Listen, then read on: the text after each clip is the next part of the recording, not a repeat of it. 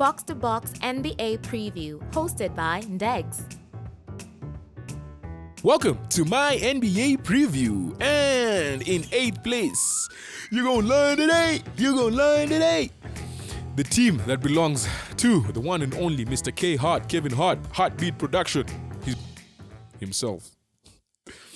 In 8th place is the Philadelphia 76ers, the team that has started the season on fire. But before we get to this season, what they did last season, 54-28 record, third in the East, and also was the third best record in the league. Obviously, the top three teams in the East last year had the top three records in the league. 54 wins with Embiid playing only 66 games. So Harden did quite a bit in terms of facilitating and being that scorer that we saw at the Rockets whenever Embiid was not there. He took over games when Embiid was not there, right? Then the Sixers had a positive point differential whenever Harden played without Embiid. So, yeah, Harden, again, regular season, really good player, like really held the fort, kept the ship afloat. That's the one I was looking for. Then one person who really broke through this year was Tyrese Maxey, 20.3 points per game. Tobias Harris, 38.9 from 3 as well. And then DeAnthony Melton, 39% three-point shooting. And also, while also keeping his defense up, his defense was really good. These three players actually had solid seasons, but going into this season, something that you're seeing that's very obvious is when Harden got traded. Now, Tyrese Maxey has been given the role. He's been told, listen, dude, this is your team, like in terms as a point guard, right? It's still Embiid's team, like he's the main man, but like you're the point guard, run the team. The one thing about Maxey is last year, whenever Harden was on the court and he was expected to be a 3-point shooter or a catch and shoot player or someone who just attacks the rim or slashes to the basket, he did that very well.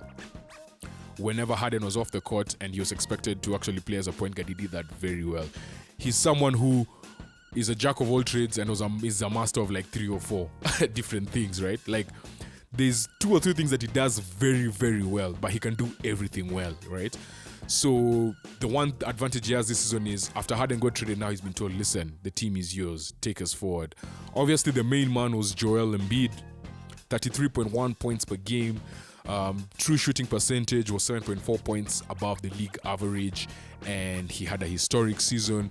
He ended up being the MVP of the league and the only other player in NBA history with a season where that player has exceeded Embiid's per game scoring average and relative true shooting percentage is Kareem Abdul-Jabbar. So when you're in those books, when you're in that territory, like you have had a historic season. Only Kareem Abdul-Jabbar has had more points per game scoring average and a higher relative true shooting percentage.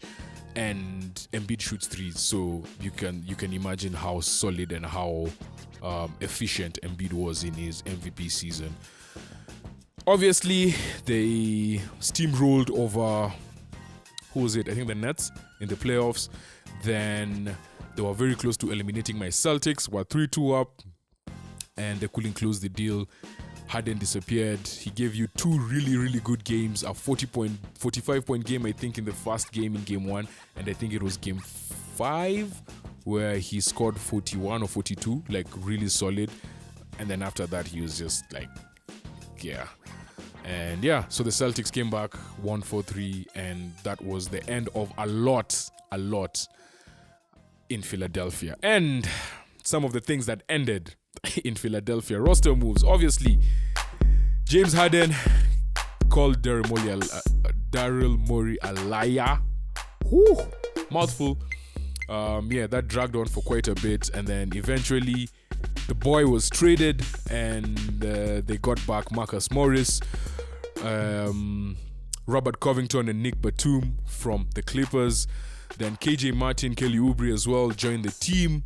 I think Kelly Oubre is one of the highly underrated signings because he's signing on a veteran minimum, if I'm not wrong, for someone who had so much productivity last year at the Hornets. Like that, this is just a big steal. Mo Bamba, Patrick Beverley, and then obviously they extended Paul Reed to a 3-year, $23 million contract. They also acquired Danny Green, but Danny Green was waived when these players when they made the Harden trade. So Danny Green came in before the season started.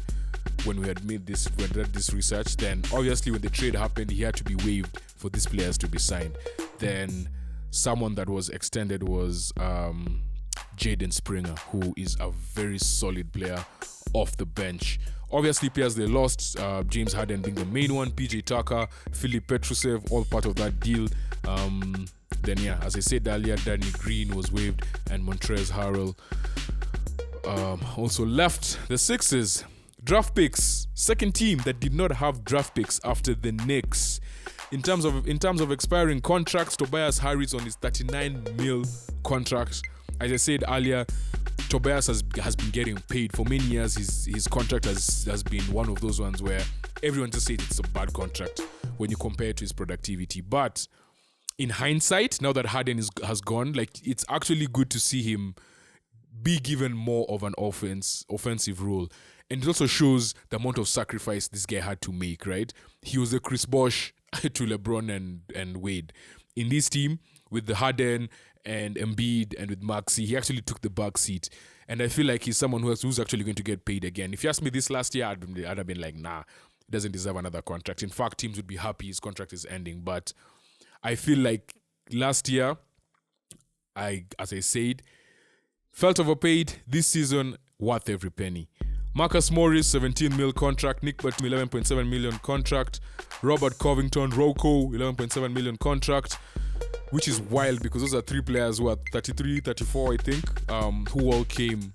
Like, basically, you have, in terms of expiring contracts, you're about 100 and something million expiring contracts, which there's some room there for Maxey to be signed and possibly them getting another star player.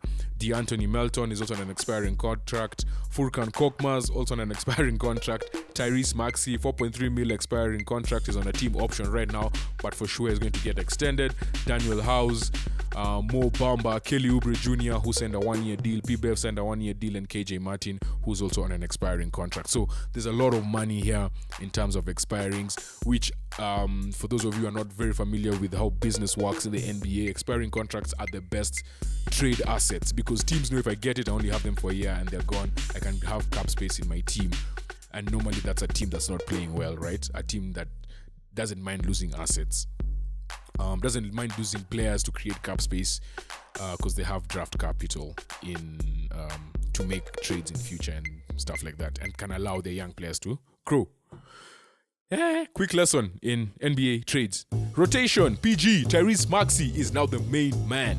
Shooting guard, DeAnthony Melton, Kelly Oubre Jr. at small forward. Get well soon, Kelly Oubre had an incident. He was hit by a car. Stories, it's a weird story. Just check it out.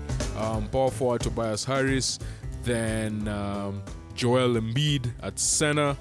Then we have Patrick Beverley, Jaden Springer, Kenyon Martin Jr., Rocco, Paul Reed, who's giving them solid minutes off the bench as Embiid sub. Furkan Korkmaz, Marcus Morris, who looks like he's a bit older.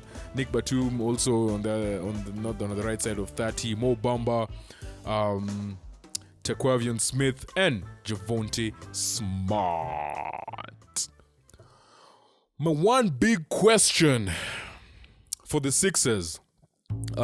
This question is actually inspired after I've watched them for a few games. When Maxey goes to the bench, where does the offense come from, right? Because Maxey is such a live wire. Like, he gives them so much energy attacking the basket, and now you're starting to see people double team him, which shows the amount of respect he's starting to garner around the league. But once he goes to the bench, things just hit the fan.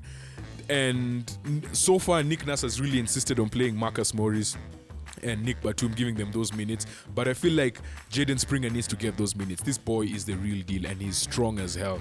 So they actually need to give more minutes to this guy. Like let's just be honest. The rest of whatever they're doing with the team right now is just weird with Marcus Morris and Nick Batum. And I also think those guys might not even be there for long because they're going to be good trade assets.